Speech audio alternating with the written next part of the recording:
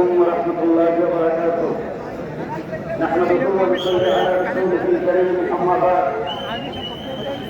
হেফাজত ইসলাম বাংলাদেশ কর্তৃক আয়োজিত আজকের এই সমাবেশে বন্ধুবর সংগ্রামী সভাপতি, মঞ্চ প্রতিষ্ঠ কেন্দ্রীয় নেতৃবৃন্দ, সহযোদ্ধাবৃন্দ, সমবেত সাথী ও বন্ধুগণ,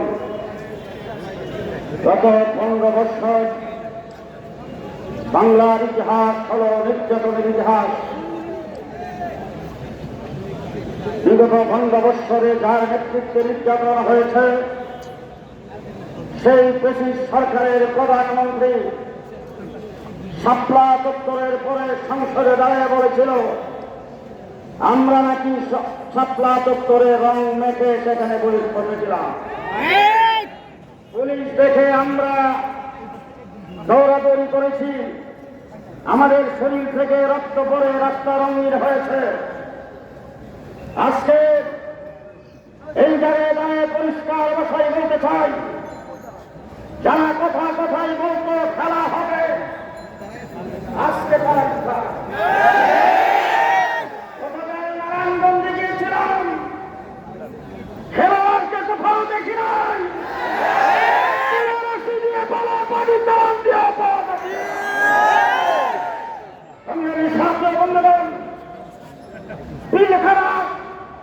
আর্মি অফিসারকে হত্যা করে দেশকে কার্যকর রাষ্ট্রে পরিণত করতে চেয়েছে, দাবিদার রাষ্ট্রে পরিণত করতে চেয়েছে।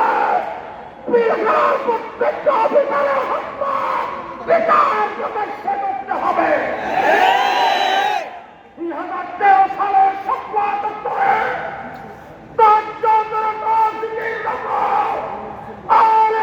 গ্রামের উপরে নির্বিচারে গুলি চালায় হত্যা করা হয়েছিল।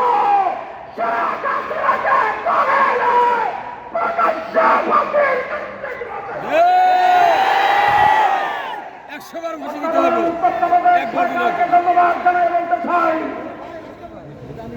জনাব ডাক্তার ইউনূস সাহেব, আপনি একজন গুণীজন, আপনি নোবেল পুরস্কার পেয়েছেন, আমরা আপনাকে নিয়ে গর্বিত।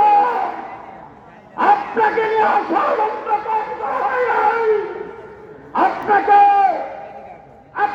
ষড়যন্ত্রমূলক মামলা দিয়ে বিচারের আসরে খাওয়ানো হয়েছে। সুতরাং সেগুলো আপনি নিশ্চয়ই বলে যান নাই। অনতি বিলম্বে হাসিনার যাচাই পাবে, তাকে বাংলাদেশে এনে ফাঁসির কাছে জড়িয়ে দেবেন।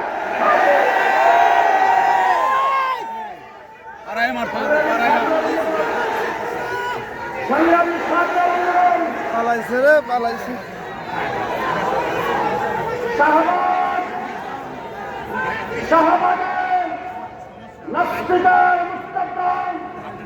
আল্লাহ ইচ্ছাকর প্রমাণ করেছিল।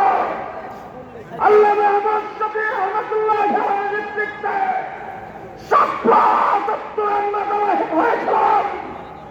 আবার